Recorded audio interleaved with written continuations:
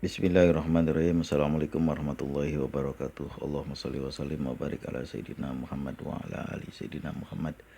Di tahun-tahun 1990-an ke bawah, 1993, 1992, 1991, 1990, terus ke bawah 1989, di kampung saya itu orang Betawi banyak banget yang jual harta, terutama nih tanah. Ngawinin dikit jual tanah, nyunati dikit jual tanah.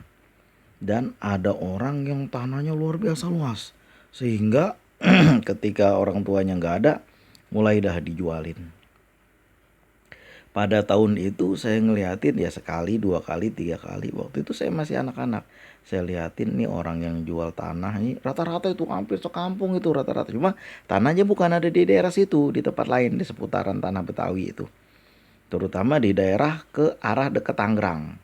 Jadi dia dijual, kedengeran dah ada yang pada tahun itu dapat duit 750 juta. Pada tahun itu dapat duit 750 juta, berapa puluh miliar kalau zaman sekarang itu. Kok konversinya. Waktu saya masih kuliah, dosen saya ngajar anatomi. Jadi ketika itu zaman itu pijernya berbunyi tahun berapa? Tahun 1996. Pijernya berbunyi. Dia lihat, oh ini pemberitahuan harga emas turun. Itu pada tahun itu. Emas pada tahun itu 25.000 segram. Itu tahun 1996. Ini kejadiannya tahun 1989 90-an. Itu jauh di bawah lagi. Kalau orang dapat pada tahun itu duit 750 juta, berapa puluh miliar kalau dikonversi dengan harga emas untuk hari ini. Tapi yang mau kita bilang bukan itu. Ini pelajaran buat kita semua. Saya perhatiin ya, orang-orang yang pada tahun itu pada jual tanah banyak-banyak, itu rata-rata nggak ada barang yang dia beli selain mobil, perbaiki rumah, dan hidupnya enak. Itu doang. Dan berapa bulan lagi ngejual lagi karena tanahnya masih ada. Terus-terusan begitu, dan nggak ada yang dibeli selain daripada ganti mobil lagi, ganti sofa lagi, perbaikan rumah lagi, makannya meningkat, minumnya meningkat, malesnya juga meningkat. Nah itu yang saya perhatiin di Betawi. Terutama nih kalau di daerah sebelah sana lagi, bininya meningkat. Itu aja. Dan ketika tanahnya habis, udah mulai dah cerai satu-satu. Satu-satu cerai. Jadi saya perhatiin, itu kok orang begitu ya. Beda lagi dengan orang yang lain yang saya perhatiin. Nyari duitnya sedikit-sedikit, sedikit-sedikit. Tapi terus berkembang. Yang tadinya nggak punya rumah kontrakan, jadi punya rumah kontrakan dia beli. Ada tanah lain dibeli lagi sama dia. Itu dari ngumpulin sedikit-sedikit. Itu ketika saya mulai paham bahwa yang namanya berkah adalah tumbuh dan berkembang.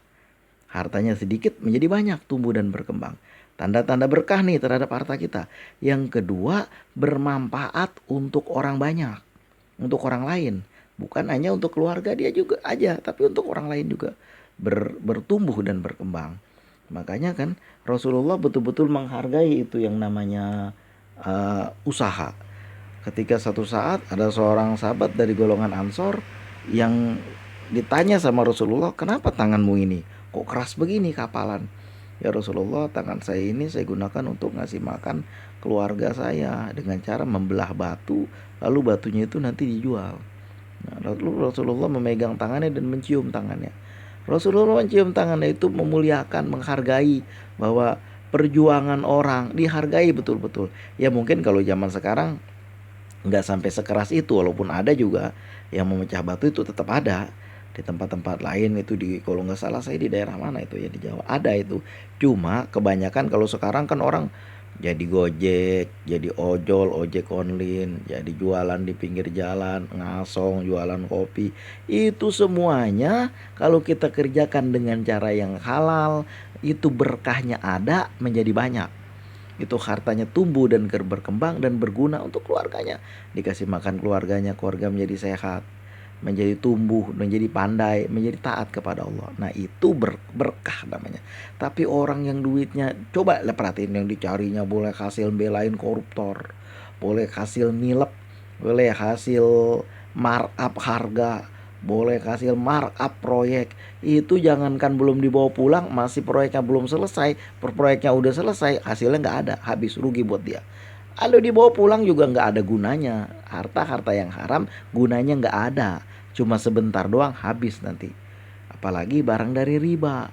Apalagi barang-barang harta yang diperoleh dengan cara menakut-nakutin orang.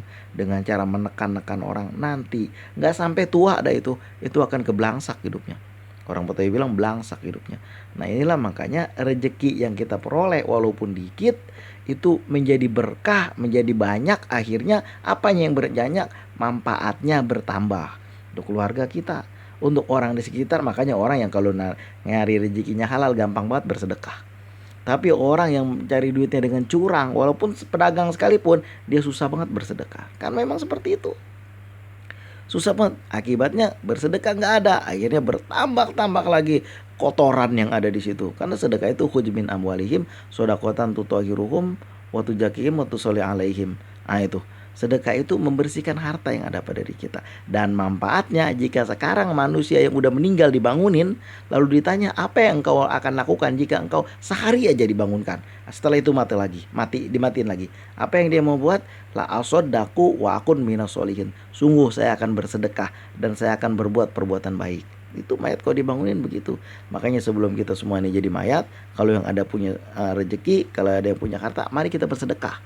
Banyak sekali saudara-saudara kita yang kekurangan, terutama oleh bersedekah kepada siapa? Kaum kerabat, akrob, kaum kerabat, saudara, sanak dan famili. Jangan kita menumpuk harta.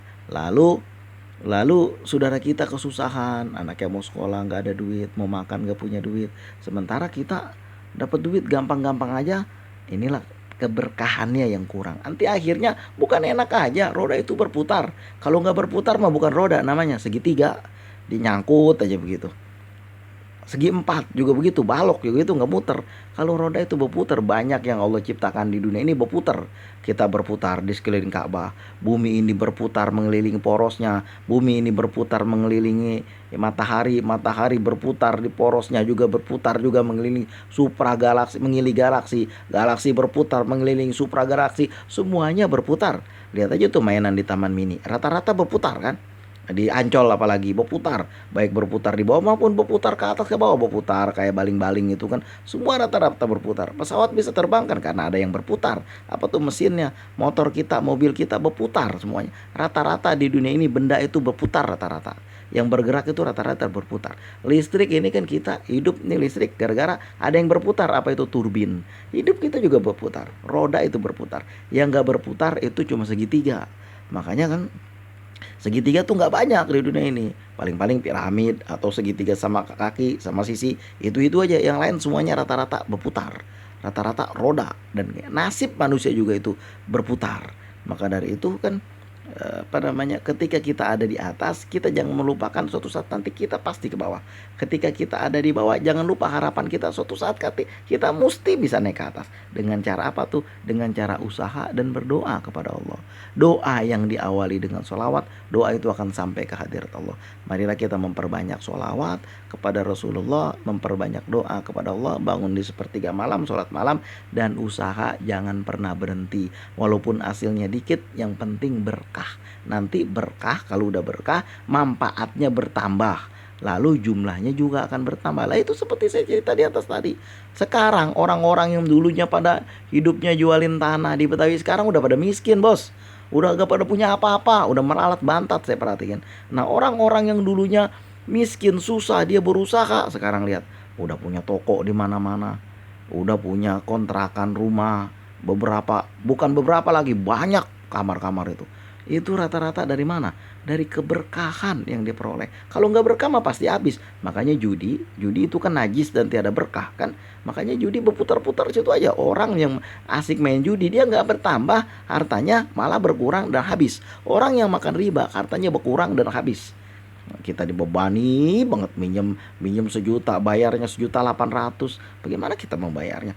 Minjem 15 juta, bayarnya 28 juta. Bagaimana cara kita ngebayarnya? Itulah riba. Maka dari itu sesuatu yang berurusan dengan riba, Allah akan menghancurkan riba dan menyuburkan sedekah. Mudah-mudahan kita semua menjauhi riba, mudah-mudahan kita menjaga harta kita, anak keturunan kita biar berkah. Barakallahu fikum. Mudah-mudahan keberkahan yang kita dapat juga. Kan Ayub ditanya, wahai Ayub, bukankah aku telah mencukupkan kehidupanmu, mencukupkan semua yang ada pada dirimu? Ya betul Tuhan, betul ya Allah, tapi saya tidak pernah cukup dengan keberkahan yang kau berikan. Berkah Nabi Ibrahim berkah, Rasulullah berkah. Mudah-mudahan kita semua berkah, berkah hidup, berkah umur, berkah rezeki, berkah anak keturunan. Barakallahu fikum, usikum wa nafsi bitaqwallah. Terima kasih atas segala perhatian, mohon maaf atas segala kekurangan. Assalamualaikum warahmatullahi wabarakatuh.